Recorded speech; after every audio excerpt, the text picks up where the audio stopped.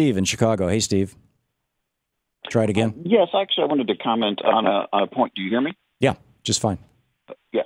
Yes, I wanted to comment on a point with regard to the South Carolina shooting, and I do think that we do a disservice to our society, with some of these contentions offered up on the part of the certain people on the left that we haven't moved one iota in 50 years. Nobody has, to the best of my knowledge, ever said that, Steve.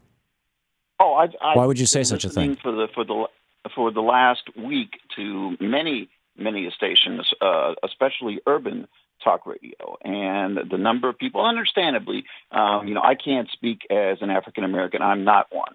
But, the views expressed by a great many persons I've heard, would lead you to believe that basically, that white people have just changed from, not lynching black people in public to, a covert kind of racism that really would like to lynch all black people if they could, but they just can't. But now we see their true colors because one idiot comes out of the woodwork. I think that one idiot is representative of a much larger movement of idiots on the right, and the right-wing terrorists, particularly right-wing race-based terrorists, have killed more Americans since 9/11 than have Muslims.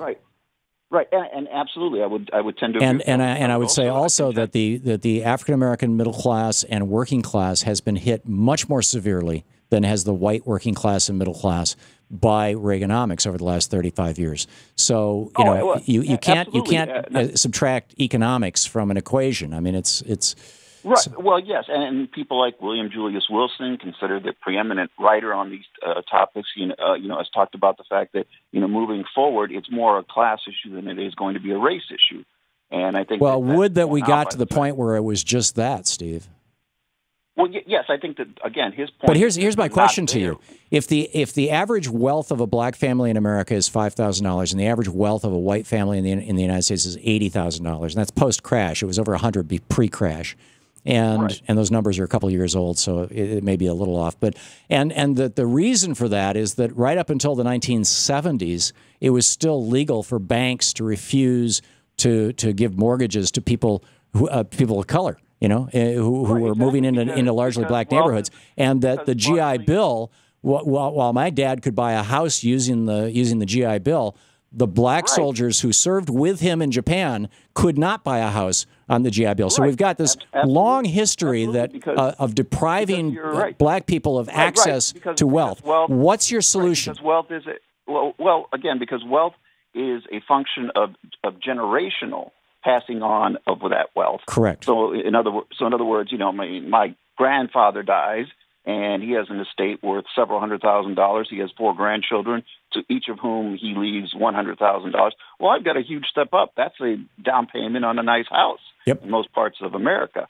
So, yes, you're absolutely correct. And unfortunately, these issues are compounded by the fact that, that you have disparities with regard to, access to education, access to jobs, to the institutions that allow us to build an economic base. And, so when you have bad schools that aren't going to allow people to acquire the skill sets necessary to make a decent living in the 21st century, you are going to end up repeating this cycle. Now, I don't want to get too far off the point because, this is a talk show and I know you have to take other callers. But my point being is that, when you look out at one of these hate rallies, there tends to be, the people who are advocating hate, some white racist group with neo-Nazis, Klan, whatnot, and you have a police line separating them from the protesters who tend to outnumber them 10 to 1, 50 to 1. The vast majority of those protesters are white people, and the police are protecting the hate mongers from the protesters who, quite frankly, want to tear them apart. I think we've come a long way in America where the minority, I think in this case, who find themselves, as that now, are like a wounded animal, cornered. And inevitably, you can expect that a certain percentage of them are going to lash out. But, Steve, you could say, this is not Selma where people who are trying to register to vote are being beaten, from horseback by police officers with clubs wrapped with barbed wire.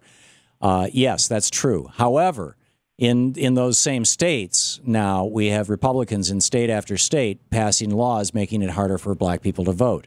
You've got Chris Colback, who is the Secretary of State for Kansas, compiling this huge database of voters across multiple states, so that people who have common names will be flagged as voting in multiple states, and they'll just get routinely knocked off the voting rolls. This is how exactly. Jeb Bush had Catherine Harris knock 80,000 African Americans off the voting rolls in Florida 3 weeks before his brother ran for president in 2000. Oh, yeah, and I agree with you entirely. Now the question there though becomes, is it the case that it was a targeting of African Americans because they're African Americans? Of course it was. Targeting of African. Wait.